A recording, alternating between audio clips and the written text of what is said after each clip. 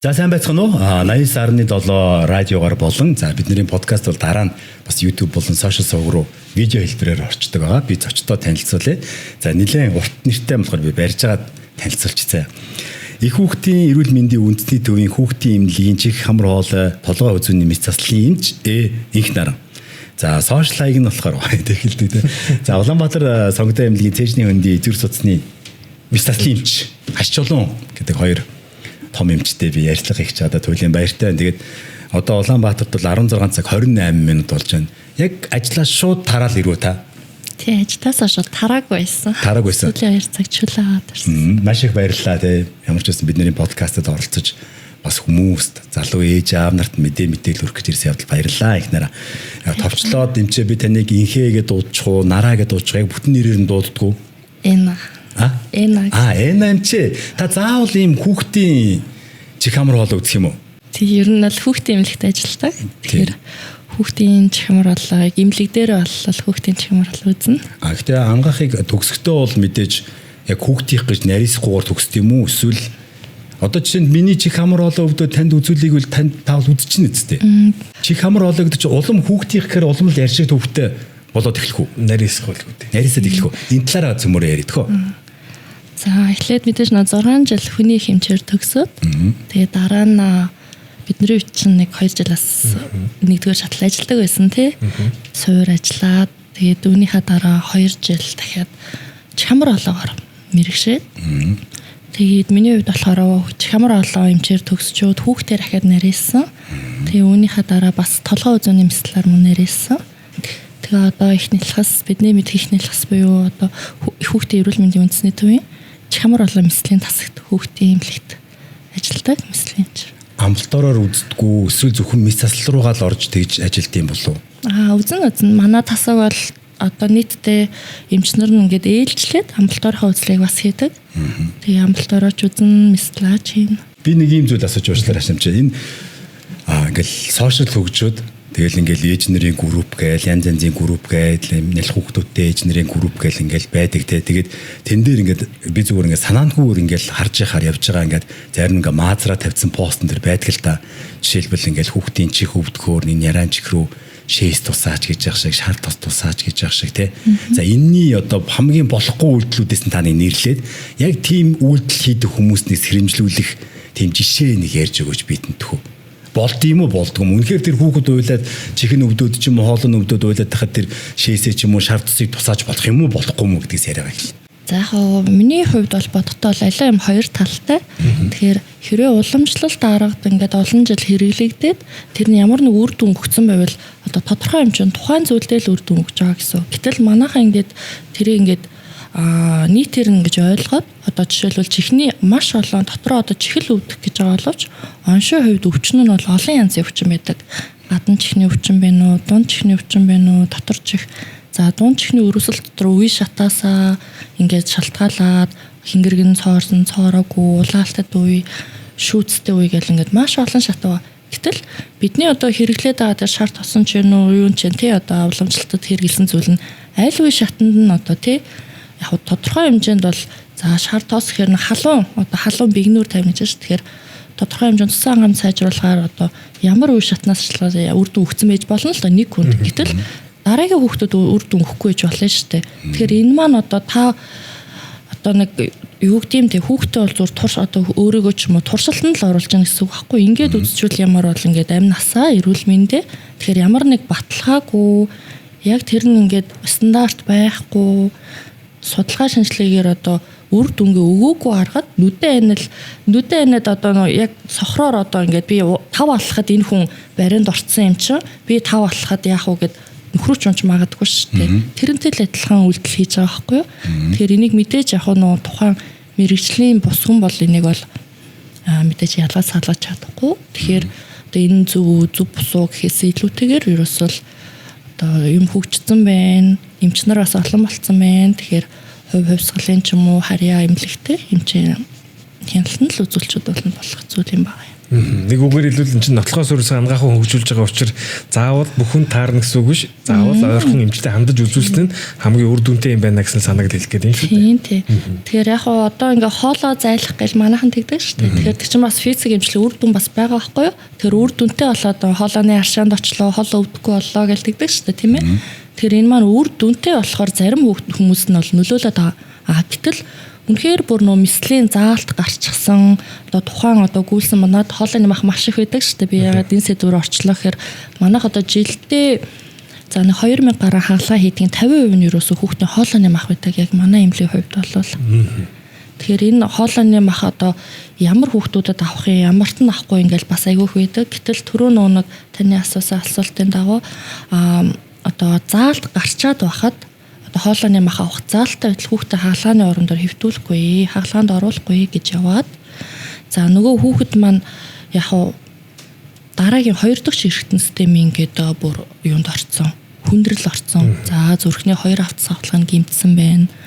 Бөөр өвддөг болцсон. Ингээ архаг хууч өвчний бүр ингээ суурийн тавиад өгч байгаа. Гэтэл хоолойны мах нь аваад уулын урдсан сэргийлэх боломжтой байтал тэгээ 10-аас 15 жилийн дараа ингээд зүрхний хаалгаанд орох хөгжлийн бэрхшээлтэй иргэний бэлдэж байгаа байхгүй эцэг нь өөрсдөө. Тэгэхээр үнэхээр заалттай байвал хүүхдийнхаа эрүүл мэндэд амь насаар дэнжин тавихгүйгээр ямар нэг уламжлал нэгнийхээ үгэнд яахгүй итгэхгүй одоо яа гэдэг те одоо мэрэгжлийн эмчт нь хандаад зөвлөгөөг аваад одоо юм нээлттэй болсон байж тээ өөрсдөө тухайн эмчийнхаа юуг ингээл ChatGPT юу гэдгийг оруулаад уншаа ороход бүх юм нээлттэй бас те.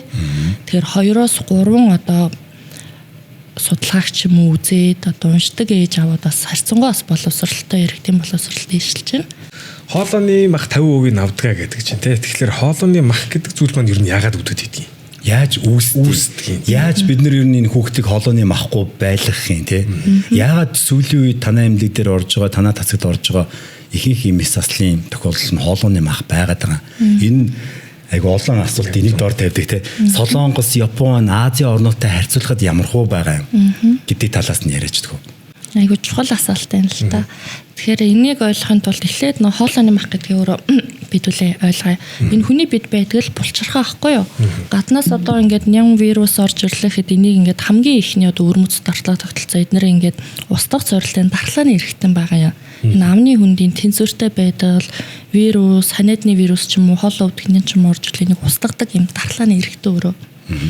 За гэтэл энэ маань нөгөө нэг одоо үүргээ гүйцэтгэж чадхаа байгаад өөрөө ажиллаж чадхаа байгаад нөө дархлаагаа гүйцэтгэх биш. Харин ч бүр нөө нянг тэ өөртөө ингээд хадгалаад жоохон дархлаа сулрахаар нөө манайх ингэдэг штэ ингээд гаднаас ямар ч нэг контакт аваагүй хоолоо өвдсөн хүнтэй хүн ирээгүй ханиад юм хөрөг багт хүүтэн дааран гутал хөлн ингээд ороосаад өсвөл хүүтийн мэдэн гутал нь хоолоо өвдчихдэг хүүхдүүд байдаг те хоолоо өвдлөө гэдэг энэ яаж байгаа юм хэрэг өөрөөсөө ямар нэг тэр нэг дотор нь үлдсэн юм байна штэ. За тэгэхээр дотор нь үлдсэн юм гэж хаанаас үлдэх үү гэсэн ойлголт бас гараад ирнэ тийм үү. Тэгэхээр ерөөсөө л нэг эмчийн зааваргүй антибиотикийн буруу хэрэглэнээс л үүсэж байгаа. Тэгэхээр аливаа нян одоо тухайн үүсгэгч нян маань өөрөө гайдланда одоо манай Монгол дэлхийд ингээд стандарт байгаа хэд хоног уухай гэдэг нь заагаад өгсөн байдаг. Ямар тунгаар уухай гэдэг нян болгон өөрсдөө өөр ингэсэн одоо хэлбэлцэлтэй. За тухайлбал түрүүн би нэг хоолойны мах аваагаас болоо зүрхний өвчтөй хүн нэмэгдэж байна гэж хэлсэн тийм үү. Тэгэхээр энэ маань бүх хоолойны өвдөлт биш юм байгаа, бүх үүсгэгч биш.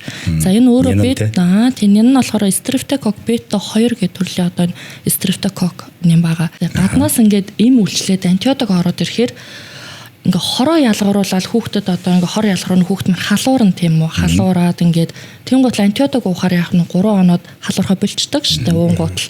Тэгэхээр нөө амьд бодгоол юм чи өөрийгөө амьд үлдэхийг хичээн штэ. Энэ гаднаас нин ороод намайг устгах гээд байна гэд үүсэн гутлаа гадуураа ингээд юм нуугдмал байрлал ингээд бүрхүүл үсгээд яг нөө тэндээ ингээд үлдчихдэг. За гэтэл яг 10 хоног яг антибиотикийн одоо жишээлбэл 10 хоног гэдэг нь тухайн сая биелсэн яг энэ зүрхний өвчин 2 хасгалыг яг очиж сонгомлоор гимтээгээд үе мөчиг гимтээ одоо бета 2 Streptococcus ярьж байгаа шүү. Тухайн л одоо энэ юм дээр. За гэтэл энэ юм маань ингээд 10 хоног антибиотик уучгаар яг нөө уургийн задраад гүйцэд өгчих нь шүү дээ. Гэтэл манай орны жишгээр одоо яг 10 хоног антибиотик өгдөг хүн байгаа юу хүүхэд? Хүүхэд хэцүүтэй тий. За эмч яг 10 хоног бичиж өглөө гэхэд тэрийг яг 10 хоног уудаг байхгүй. Тэр гайгүй болцохоор тэгэл болчдөг тий. Тэгэхээр нөгөө нянаа нь илүү антибиотик цэцэртэй болоод бүрхүүлээ үүснэ, үйл ажиллагаагаа өөрчлөн, улам лаг мундаг болно. Би ч эмчнэртэй яриа хийсээр бүр сурцсан байж тий. Тэгэхээр эхлээд одоо нөгөө халдвар ингээд одоо хоёулаа би нэгэ таньдгүй байлаа гэхэд ингээд эхний удаа ингээ халдвар орлоо гэхэд энэ маань хурц хэлбэрээр өвдөөд хурцаар за гэтэл нөгөө ням маань энд хадгалагдаад ингээ байлаа өөрөө нь дахин давтан ингээ өвдөөд ахаар энэ маань архаг гэж байгаа. Тэгэхээр нөгөө өвчний минь үе шатны яг нэг нь болохоор ганц 2 удаа өвдөж байгаа бол эхний удаа өвдөж бол хурц шат байх нь шүү дээ. Цочмог өвдөлтийн шат.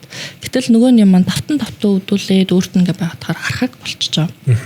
За нөгөө архаг ням маань яг одоо хоолойны махаж ингээд дотроос нь ингээл өвтгөөл одоо нөгөөдхий чинь ингээд үйл ажиллагаанд нь саад болвол эвдэж штэ муу хүн болгож байгаа гэсэн үг нэрээр бол дотроос нь за ингээд байж байгаа нөгөө гүйлс маань яах юм нөгөө гаднаас орж иж байгаа нэг вирусээ устгах биш харин өөрөө яах нь халдвар тээгч болчихж байгаа юм.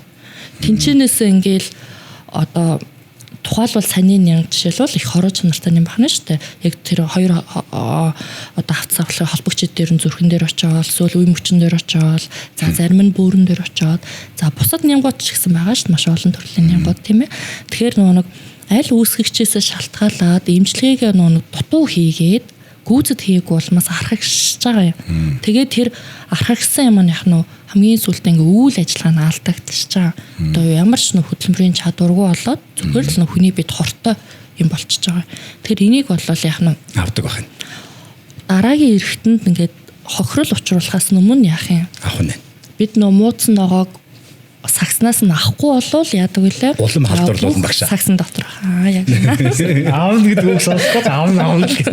Аавдаг шүү сагсан яах вүлээ гэдэг. Манай багш өстө явж өглөө сайн. За яг ерөн дээр бол нэг юм нэмж хэлэхэд бол энэ бол эцэг эхийн айгу хайхамжгүй байдлын нэг хэлбэрэлтэй. Жишээлбэл яг ингээд ер нь бол ингээд яг эмнэлэг дээр ажиллаад байж хахад бол жоох хүүхд халуурлал гэх юм бол хамгийн дөрөнд ихлээд антибиотик сонгодог.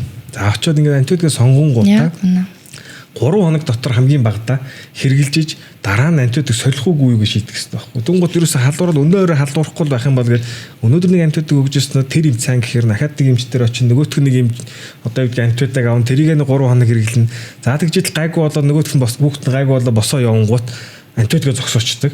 Тэгээ энэ цаашаа үргэлжлэл ингээд явахаар саяны нөгөө бүтцийн өөрчлөлтөнд оруулаад хавхлуудыг гэмтээдэг буюу одоо ингээд бид нар дээр ирээд хагалгаа хийх асуудлууд үүс. Энэ ингэдэггүй одоо гүйлсэн багшийн махвч хоолойны махнаас болоод мис засалд орж исэн түүх танд байгаа. Бэлгүй байх юм бэ. Хамгийн хин тэр шүү дээ. Ер нь бол та нар хавхлуудын гэмтлийн хамгийн хин бол тэр дайлангуяа одоо нөгөө антибиотикийн буруу хэрэглэж их яваад ингээд явсан юмуд их биелтэй. Тэгэхээр антибиотикийн буруу хэрэглээ тэр маш одоо аюултайгаа манай орны хувьд бол түрүүлсэн шүү дээ. Солонгос, Япон эднээс ямар ялгаатай вэ гэд мэдээж хаалгаанд орж байгаа хувийнхаа хувьд бол манай орон хүн амынхаа тоонд үзэх юм бол маш өндөр хувь гарч байгаа. Антибиотикийн замбрааг хэрэглэе юу? Нэгдүгээрт антибиотикийн замбрааг хэрэглэн жоргуу ологдоод байдаг. Өөрөөсөө дураараа хэрэглэдэг. За хоёрдугаарт бол бас манай орон чинь одоо эрс төр суур амьсгалтай хүтэн ингээд улирал ингээд маш юм ширүүн улиралтай байдаг. Тэгэхээр бас энэ холаам, хуурай, шах болчорхоонуудын шүүрэл ялгаралтай холбоотой бас одоо амьсгалын дээд замын хүчин их байдагтай холбоотойгоор бас өндөр байх магадaltaй. Энэ Америкт ингээд төрсөн хүүхдэд шууд ингээд мөстөө ус найруулаад мөстөө сүү найруулаад ингээд өгчдөг шүү дээ тий. Эсвэл ингээд гадаадад Америкт байгаа хүүхдүүд бол аим нэлээд хүүхдэнд ер нь Европч тэрдээ ингээд хөлн нүцгэн явж идэг тэгээд цэлмүс болцсон явж идэг. Би тэрийг үсээ ойлгодог байхгүй. Тэгэл Монгол яагаад тэгдэг юм бол те Монголд ер нь зуны сэрүүхөө ороод хүүхдийг хөл нүцгэн байлгаж болдгоо те. Тэгэхээр энэ ямар учиртай вэ? Дөнгөж төрсөн яриад ингээд мөстэй хүүхдэн ус одоо Монголд өгж болох уу яах вэ гэх ийм асуулт ээ. Тийм доллар Apple 1000 лан гэдэг чинь монголчууд юм байна. Би бас энэ Солонгост ингээд нэг хэсэг байхад сурах гад бас тэнд байсан. Тэгэхэд ингээд ерөөс доовор дандаа нүцгэн хүүхдүүд нь тэмлэгт ирж байгаа хүүхдүүд эднэр нүцгэн тэгэл бид нар бол жоохон доороосоо дарахаар ингээд айгуу дартлаа суулардаг шүү дээ. Яг ухаан орчин өссөн орчин л их чухал байдаг баг.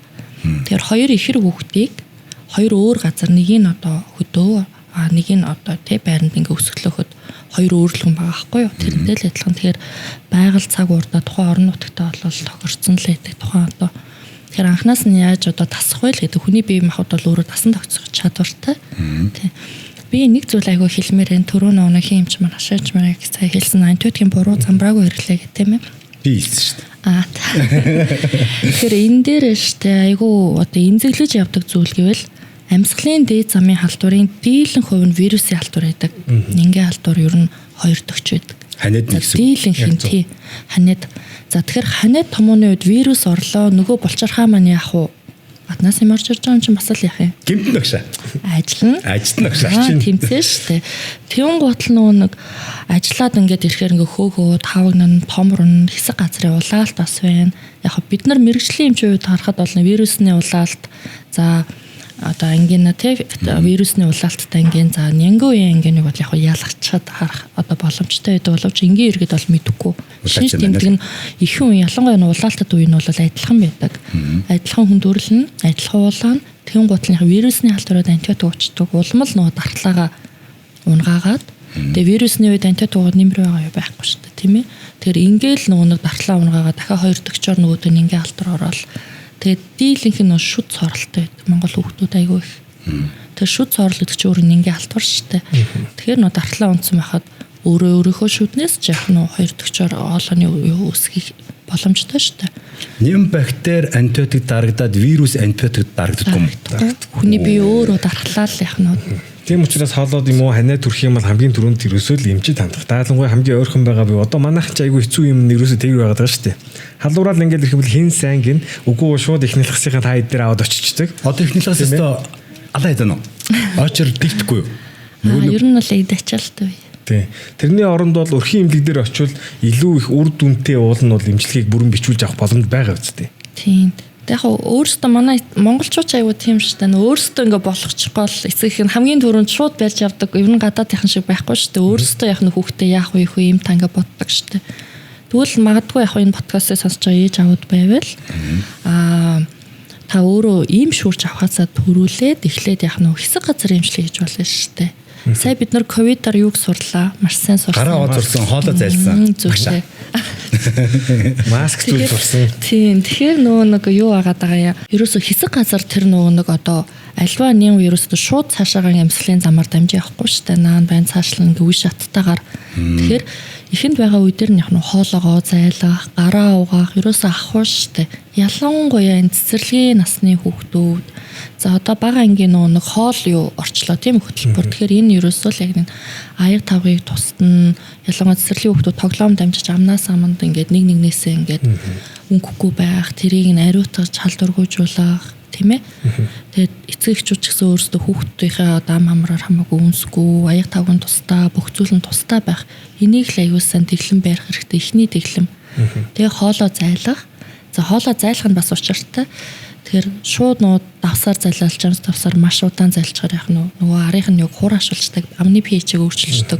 Тэгээ эргээгээд бас ингээд аливаа эмчнийг юм хэмжээ байхгүй бол хитрхээрээ бас сөрөг талтай.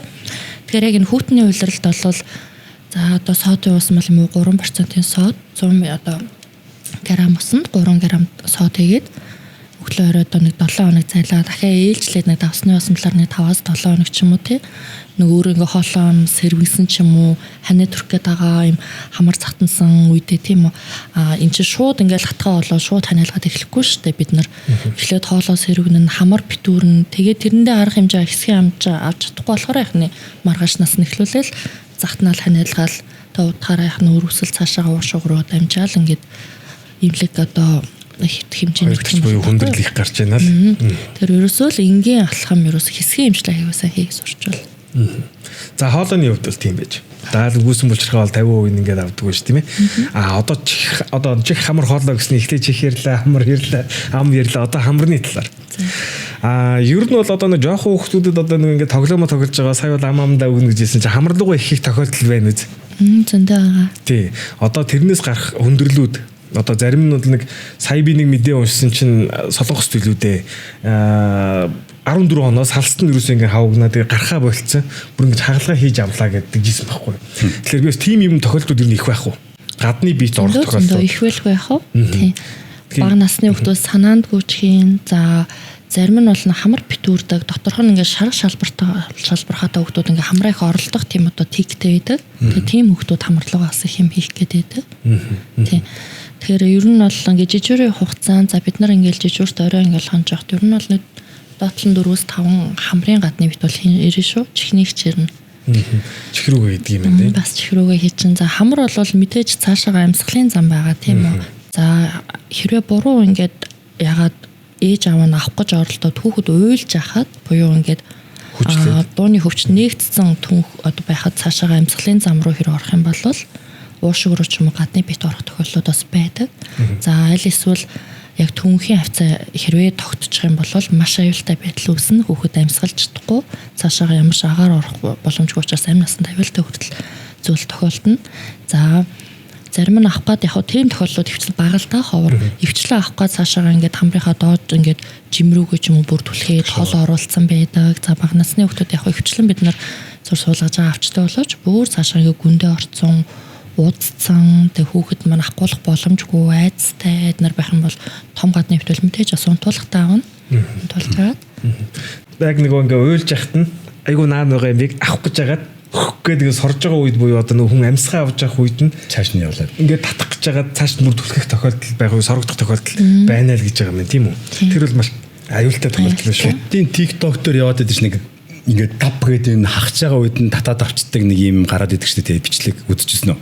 Сордог юм аппарат тав гээл сороол нь хоолонд нь тэгэлсэн мэгэлсэн. Тэр ер нь нэл хүүхдүүдтэй айлууд байж байгаа зүгээр үү эсвэл тэр зүгээр л бидний тарих угаасан бичлэг үү? Тэр яг авдсан болов уу? Тийм үү юу гэж юу? Тийм үү юу энэ ч?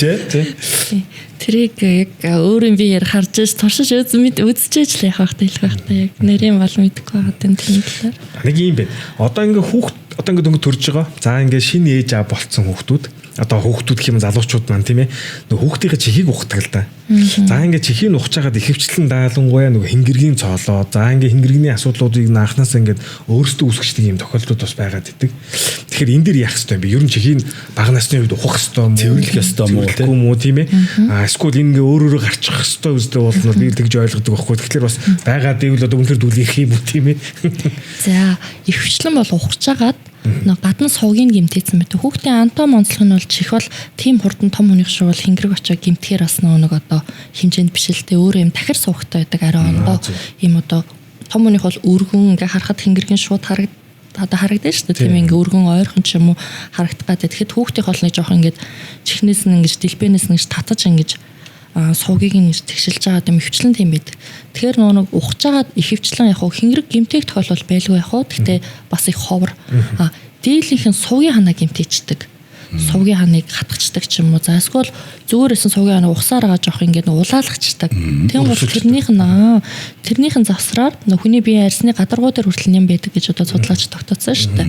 Тэгэхээр нөгөө хүүхэд маань ихэвчлэн яг одоо бидний үзэж байгаагаар бол дийлэнхтэй чихээ нухацсан байлаа хүүхдийг нөө чиг ахгуулад усанд оруулдаг ч юм уу тийм чигтэй орчинд нянгийн өөрийнх нь их үржих таатаа нөхцөл бас тэжэл орчин болоод идэм болоо гэж ажиглагдаад идэв. Тэгэхээр нөө усанд оруулсныхаа тамаа ингээд хүүхдээ чихээ ухсан нөхөр ухсан өчтөр ч юм ингээд ухацсан эсвэл усанд орсныхаа дараа ингээд хөвөнгөөр ингээд нэлийн сан цэвэрлэлцэн ингээд тийм гутлан хэсэг газар жоох ингээд ячаа штэ нэг имзэгшүүлсэн штэ тийм гутлан тэрүүгээр нөө халдвар ороод өвчлэн хатаг болоо өрөөд ирдэг. Гадна чихний өрөөсөл маш их ерөөсөө дийлэн хатаг буглааны дийлэнх нь бага насны хүүхдүүд бол дандаа ухсны дараах. Усанд орсныхын дараа ч юм чихийг ингээ хүчтэй цэвэрлэлцэн. Залуу ээж аав нар хүүхдийнхээ чихнийг ухснаас болоод хатаг буглаа болгох тохиолдол маш илбэг гэж. Одоо бидний ярьдаг ихтнийхсэн имлэгийн чихний эмч нь өөрөө хэлж байна. Би хэлээгүй те. Би ээж нарын группт адны би хэлээгүй. Би сүрчил эхэлдэг за та. Тэгэхээр эндээс одоо ер нь яаж сэргийлэх юм бэ? Одоо ер нь ухах зөв юм уу? Ямар үед ухах юм? Энэ талаар таныг зөвлөж. Хэн ухах юм гэж хэллээ. За тэгэхээр нөгөө ер нь бол энэ байглаараа бол хүний эрүүний энэ хөдөлгөөнөөр чихний доод ханыг эрүү өрөө дээтэл нь бол үүсгэж яадаг. Тийм болохоор нөө сууг ингэж өөрөө хөдөлгөөнтэй байдаг учраас ингээд ярих, хатуу юм идэх, ааруул маруул идэх үед юм ингээд өөрөө одоо хулих ингэж наашаага цэвэрлэж гарч ийн гэж үздэг. За гэтэл зарим үед бол нойтон хулигтай хүмүүс байдаг. Одоо удам дагаад хэнийг нойтон хулигтай байлаа. Хэд энэ нойтон хулиг бол наашаа гарахгүй шүү дээ. За яг усанд орсны дараа эднэр бол жоохон урсаа гардаг. Тэрийг ингээд зөөлхөн цэвэрлээ, зөөлхөн ярьчаж авч болно. Яг хоо ийм байдгийн хэрвээ хингэрэг бүтэн ямар нэг үүсэлгүй байх юм бол чих цэвэрлдэг юм уусан бол одоо ингээд тусахад өөрсдөө ингээд хайлаа гардаг тийм уус зориулын цэвэрлдэг уусан бол байдгийн. Хэрвээ өөрөө гарах боломжгүй би тэгтээ нойтой хулихны үед хэлж байгаа шүү. Ингээд дотроо бүр ингээд чулуужаад бижээ тийм одоо чулууцсан хулих гэж одоо бидний ярьд юм да манай мэрэгжлийнхэн. Тийм чулууцсан хулих гэж одоо байдаг. Тэгэхээр тэр маань нуун ингээд гарах боломжгүй шүү дээ айгүй хэцүү. Тэр тэрийг яг хөхөр буруу ухаад төвчлэн наанаас нь гаргаж ирэх боломжгүй. Ингээд дагтаршуулсаар агаад бүр хингэргээ тулгаад хингэрэг гэмтрэх аюултай, сувг бас ингээд дуулах аюултай тийм чулууцсан хулихынд бол тэгэхээр тэрийг бол заавал зориулалтаар одоо ингэж зөөлөж жагаад авах хэрэгтэй байхгүй юу? Тэгээ чулууцсан хулих ингээд бит одоо чихэнд бүгэлцсэн байвал мэдээж сонсгол хүртэл нөлөөлнө. Тэгэхээр тэрийг яг нь одоо цэвэрлж байгаа юм да. За ер нь бол нэг жилдээ юм уу 2 жилдээ нэг үзүүлчүүл дээртэй. Тийм ээ. Эмчт. Одоо нэг хүүхдүүд ханаа төрхээрээ ч юм уу эсвэл яхаар нэг чихэн өвдөд уйлаад байдаг даа гэж яриад идэг те. Тэгэхээр ийм тохиолдолд бид нэр яах ёстой байд юм бэ? Ханаадаа эдлэхийн тулд очих юм уу, чихээ үзүүлэх юм уу, яах юм гээл. Тийм, аргагүй л ээжүүдийн групп юм юм байна. Мундаг байна. Тийм, ер нь бол ханаад хүрхээр чих өвдөж байгаа. Гэхдээ энэ том хүн биш хүүхдэд тохиолдоод байгаа. За энэ маань яг үхээр энэ том хүний одоо эмчнэр бол энэ өвчнөд бол баг одоо тохиолдог. Гэтэл хүүхэд үздэг одоо чихамар болон эмчнэр энэтэй бол өдөр тутамдаа байнга тохиолдог. За энэ маань ямар учиртай юм гэхээр том хүнд байдгүй хүүхдэд байдаг нэг юм булчирхаатай холбоотой байдаг. За тэгэхээр бидний энэ хамрын шүү дээ ингээ үргэлжлээд ингээ цаана ингээ одоо энэ ар хаан байдаг шүү дээ. Одоо энэ хамар одоо ингээ цаашаага ингээ үргэлжилж байгаа ийм доошоогоо одоо ингээ им нүх байдаг баха шүү дээ хоон гэдэг хамрын. За энэ хамраар орсон агаар амаар орсон агаар хойно уулзаад доошоо ингээ агаар явах хэрэгтэй тийм үү. За гэтэл хамраар орсон агаар мар ингээ явж чадвал яг хойно нь энэ одоо төгсгөл дээр нь хүүхдэд ийм аденоид одоо нармаа мах гэдэг ийм булчирхай байдаг. За энэ булчирхай маань өөрөө 6 нас хүртэл ингээ эрчимтэй өсөж ингэж хөгжиж томроод за аянда ерөнхийдөө уг нь бол ингэж багасаар 13 наснаас хойшоо энэ маань ингээд рудимент үлдэгдэл эрхтэн болж ингэж одоо үлддэг ийм том хүнд бол байхгүй байна шүү дээ. Алга болцсон байх нь ийм байх ёстой булчирхайгаа. За энэ булчирхааны төгсгөл дээр яг хажуу талд нь сонсголын сувг гэж юм нэгддэг. Одоо хамрын чин хойно гэсэн үг шүү дээ. Сонсголын сувг. За энэ сувг үргэлжилсээр байгаа нэг хингэрэгний цааталд дунд чихний одоо хөндөд ирж ингэж одоо хамар чих хоёр маань хоорондоо агаараар яг нь холбогддог гэсэн үг. За тэгэхээр бид нар ингээл хамраа чимгэж байгаа дамаараа ингээд дүлтэй тэгэхээр ингээд хингэр маань пүк гэдэг шүү дээ. Тэгэхээр ингээд чих рүү агаар очиж байгаас тэгэхээр энэ хоёр маань хоорондоо юм холбоотой байдаг. За гэтэл тухайн нөө саний хүүхдэд байдаг булчирхай маань яадаг вэхээр түрүү хэлсэн шүү дээ нөө гаднаас нэг вирус орж ирэх булчирхай яадаг вүлээ? Өрөвсөж шүү дээ. Ажиллана. Томорно. Ажиллана шүү дээ чи. Ажиллагаа ихээр бидний булчин үртэл яадаг вүлээ? Ажиллана. Томорно. Тэгэхээр нэг булчирхай маань яг томроод хажуудлынх нь сонсголын сувг очиж ингээд дарчдаг. За тэгээ мэдээж нэг вирусны орж ирсэн ч нөөч их хэмжээгээр ажиллахаар шүүрэл ялгаралт гэсэн тийм үү. За нөгөө хамрын чинь нус нөлмө юу байдгийг ингээд шүүрлүүд нөгөө булчирхайнаас чинь шүүрэл ялгарна. За мэдээж нэг вирусын халдвар авцсан байгаа нөгөө булчирхай чинь. Халдвар цаашаага хаа үрж байгаа лээ. Чих рүүгээ очиод дамжина. За тэгээд ийм учраас нэг хүүхэд ханаад хүрэхээр чих өвдөд байгаа учраас гэхдээ бид нар энэ чихний өвчлөөс 100% сэргийлэх боломжтой. За. Ханаад хүрсэн үед хамар битүүрдэг тийм үү? Хамар битүүрдэг. За энэ хэсгийг дээр л зөв эмчилгээ авчих юм бол цаашаа 2 дэгчээр чих өвдгөөс урьдсан сэргийлж болно. Хэсэг газрын гэхдээ эмчийн завраар зөв эмчилгээ авах хэрэгтэй. Яг үндсэн эмчилгээ бас хийгдэлвэл яг одоо нөө шүүрэл ялгараад байгаа шүүрэл ялгаралтынхаа эсрэг антигистамин аавна, H2 блокатор ч юм аавна тийм ээ ингээд эмчилгээнүүд аваад тэрнээс гадна хэсэг газраар нөө хамраа яг нөө салтын хавагналтын одоо буулгах агшаах эмчилгээ бас энэ. Гэхдээ энэ маань эмчийн завраар гэж байгаа. Аливаа юм нөө эмчин дандаа л баш нөлөөтэй ч дээ. Тэгэхээр тодорхой хоног хугацаагаар зөв эмчилгээ аваад вирусын ихэнх шатны үед нь яг нөө эмчилж юм бол ер нь бол вирус бол өөрөө хүүхдийн дархлаагаар 5-7 хоногийн дараа л энэ нэмэлцэн мөн аянда эдгэрэх ёстой зүйл шүү дээ. Энэ уусан уугаагүй те. Вирусын халдвар бол тийм дархлаа сайн бол гэтэл дархлаа одоо муу байгаад 2 дахь халдвараар нянгаар өрөвсөд ингээ хүндрээ бас явах аюул байна. За манайхан бол сайн мэднэ. Хүүхэд болгон хүндэрч эмчтэр очихгүй бааш өөрсөө нуснаа очиж явж байгаа л хэд хоногийн дараа эдгэрсэн байдаг шүү дээ. Хүүе энэ тийм үг идөө юу уусан бэлээ нэг парастамол болоо өчтөр халуурсан штэ гэж явж хүүхний эдгэрсэн байдаг. Энэ маань өөрөө вирусын халдвар маань хүний биеийн дархлаагаар эдгэрч байгаа гэсэн үг юм. Гэтэл яг энэ үед нь зөв эмчилгээ авчих юм бол яах нь чих өвдөхгүй байна. За гэхдээ хүүхэд болгоны ханаа төрсний дараа чих нь бас өвдөхгүй. Ямар хүүхдүүдийнх нь илүү өвдөх вэ? Энийг ажилуулдаггүй ингээд сайн яадаггүй. Нөгөө булчирхаа маань ямар ах нь томроод хажууд шиг очно гэж штэ. Төрөлхийн жоохон ямар хүүхд байх нь булчирхаа нь муу ажилдаг. Том штэ. Том байхаараа хажуу тал руугаа нөгөө дараа штэ нөгөө сувг руугаа очиад байгаа штэ тийм ээ чих рүүгээ очиж өрөөслөгөө таа штэ.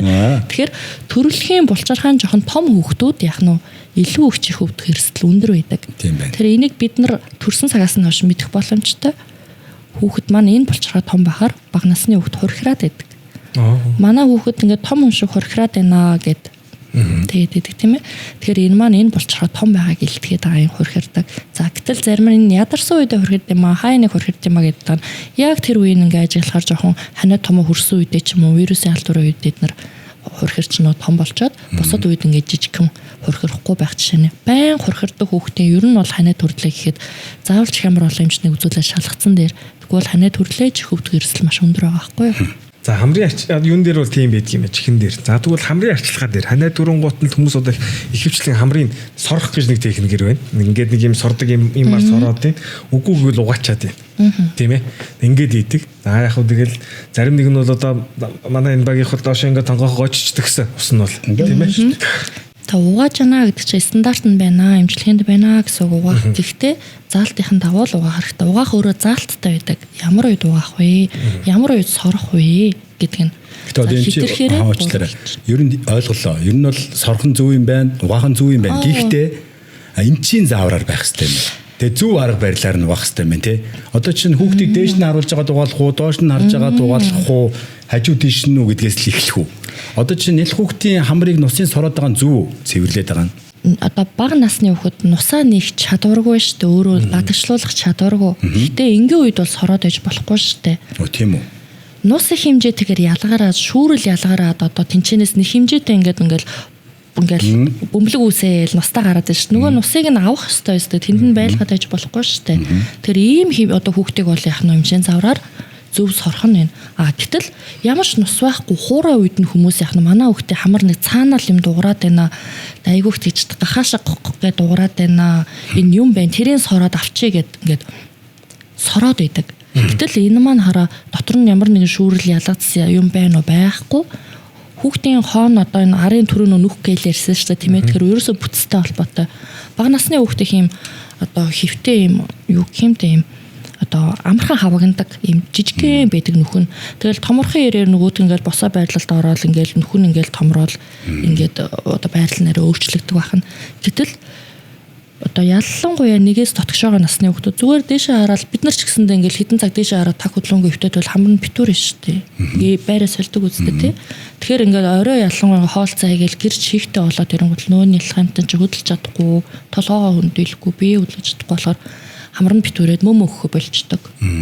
Тэгээ гахах дуурайд идэг хамар дээр. Тэнгуут нь яг нус соргочоор авчиж соруулаад сорж байгаа юм гэдэг чи яах юм? Наашгаа бомбдаа татчих шүү дээ. Бомбаар татгаар яадаг вэ? Харин ингээд наашаа гараад ийн юм чи. Бондоодаг шүү дээ. Тэгэхээр хавагнаа нөгөө хамар маань яг улам хавагнаа, салт нь хавагнаа. За хавагнаад ирэхээр чи яхан дараа нь хаван бухархаа шүүрэл ялгалт ингээд нэг хамар битүүрэлтийг өөр нөхцөлдүүлээ яваад байдаг. Тэгэхээр энэ үед нь яхан зүгээр л хүүхдээс яхан босоо байрлал тэврээл хамар дотор нус юм байхгүй байгаа юм чи. Хүүхдээ зүгээр босоо байрлал тэврээл агаартай өрөөнд ингээд аваа явчихаар хүүхэд яхан хамар нь онгооч шүү дээ. Тэгээ ер нь бол энэ хөхүүл насны одоо хүүхэл хүүхдтэй юм ээжүүдэд зөвлөхөд манайхан ингээ хихрүүлдэг штэ нөө ясна дараа одоо нэг хэсэг аюу сан тэрийг бол мундаг хэрэгжүүлэлт болсон штэ.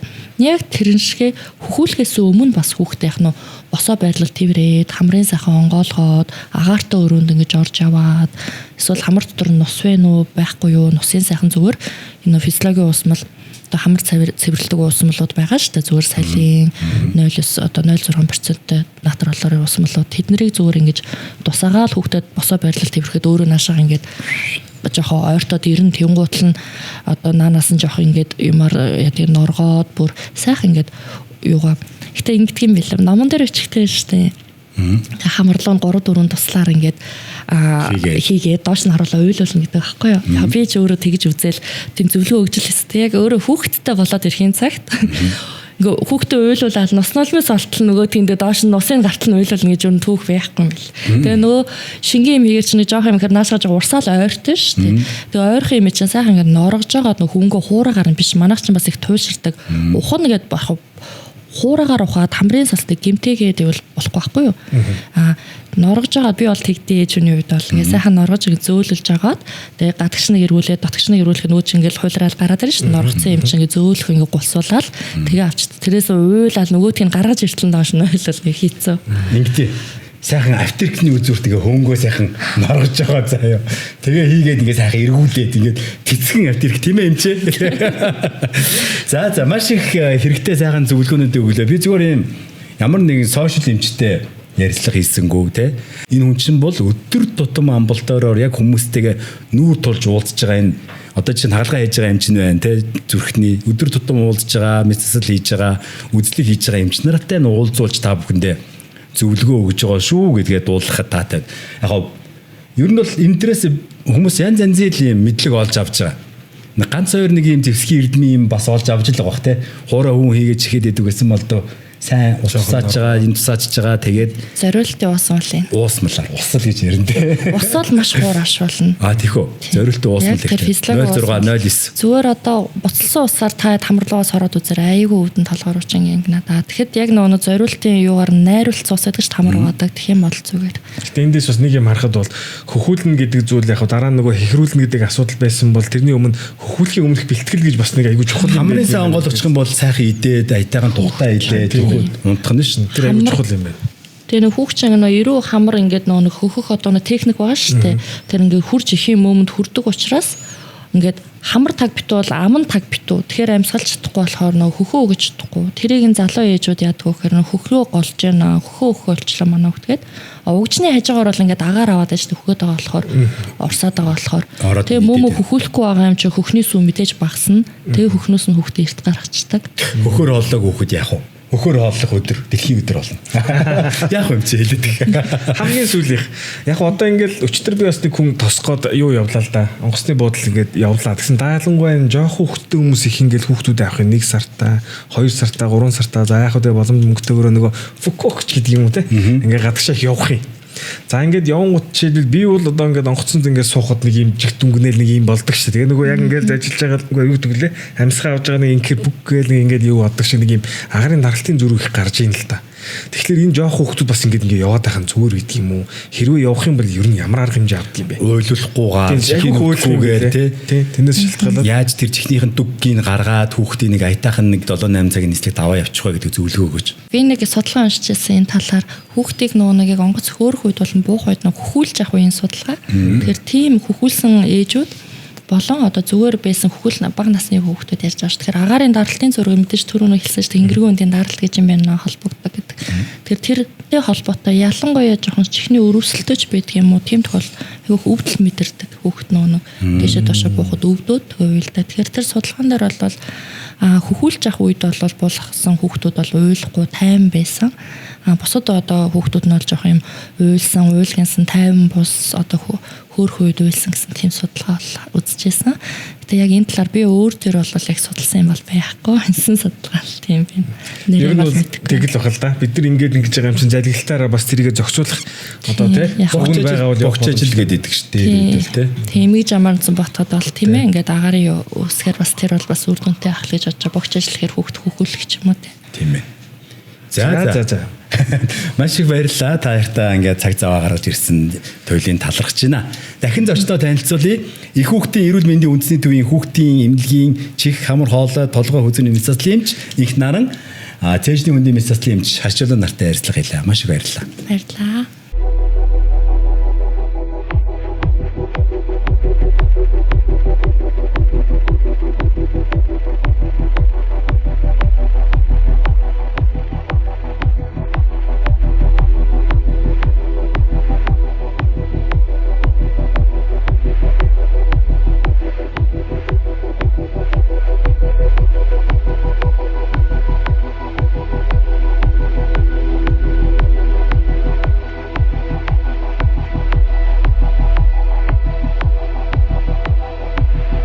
Радио Хаус 89.7